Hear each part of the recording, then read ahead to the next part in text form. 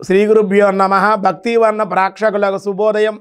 4/12/2024 స్వస్తి శ్రీ చాంద్రమానం క్రోధినామ సంవత్సరం దక్షిణాయనం హేమంత ఋతువు మార్గశిర మాసం శుక్లపక్ష తదియ బుధవారం తదియ మధ్యాహ్నం 12:21 వరకు నక్షత్రం పూర్వాషాఢ నక్షత్రం సాయంత్రం 5:11 వరకు వర్జం రాత్రి 1:10 నుండి తెల్లవారుజాము 2:46 వరకు దుర్ముహూర్తాలు మధ్యాహ్నం 12:07 నుండి 12:53 వరకు మళ్ళీ మధ్యాహ్నం దుర్ముహూర్తాలు 2:24 నుండి 3:09 వరకు దుర్ముహూర్తాలు సూర్యోదయం 6:20 సూర్యాస్తమయం 5:20 అమృత గడియలు మధ్యాహ్నం 12:18 నుండి 1:56 వరకు రాహుకాలం ఈరోజు ఉదయం 7:30 నుండి 9 వరకు రాహుకాలం శుభ సమయం ఉదయం 9 నుండి 10 వరకు ఉదయ శుభకాలం మధ్యాహ్నం 3 నుండి 4:30 వరకు సాయంకాల శుభ సమయం.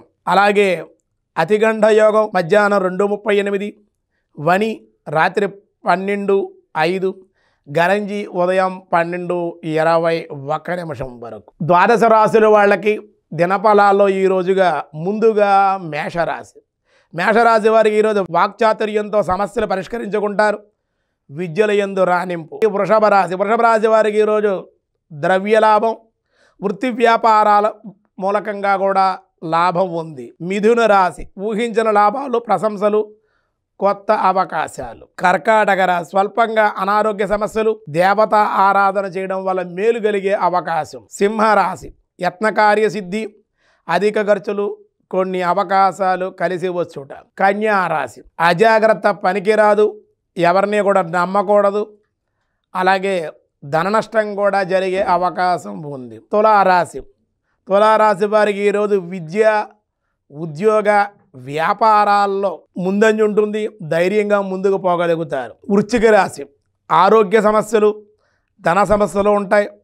చెడు సావాసాలకు దూరంగా ఉండడం అన్ని విధాలుగా మంచిది. ధనస్సు రాశి సంతోషకరంగా ఉంటారు. అదృష్టం కలిసి వస్తుంది. ప్రతి పనిలో కూడా అనుకున్న సమయానికి పూర్తయ్యే అవకాశం ఉంది. మకర రాశి వ్యక్తిగత జీవిత సమస్యలు పెద్దల యొక్క సలహాల వల్ల మేలు కలిగే అవకాశం. కుంభరాశి స్వల్పంగా అనారోగ్య సమస్యలు అలాగే స్వయంకృష్యత ధైర్యంతో ముందుకు పోగలుగుతారు. దేవాలయ దర్శనాలు మీకు మేలు కలిగించే అవకాశం ఉంది. మీనరాశి కొత్త ప్రణాళికలు అలాగే ప్రోత్సాహకరంగా ఉండే అవకాశాలు ధనలాభం అనుకున్న పనులు పూర్తవుతాయి. శుభవార్త శ్రవణం.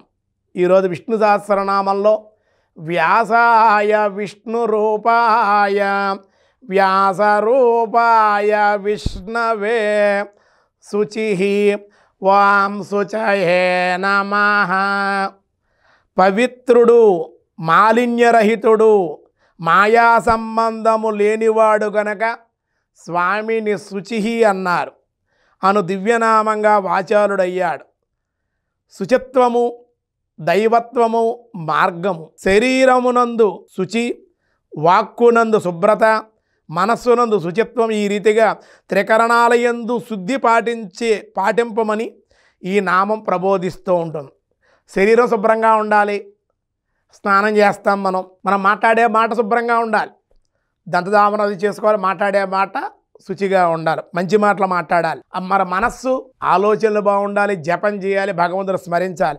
ఈ త్రికరణాలని కూడా శుద్ధి చేసేటువంటి వాడు కనుక స్వామివారిని శుచిః అన్నారు. విశేషార్థంగా కూడా చెప్పారు. కాబట్టి మిగతా విషయాలు రేపు చూద్దాం. ఈరోజు స్వస్తి.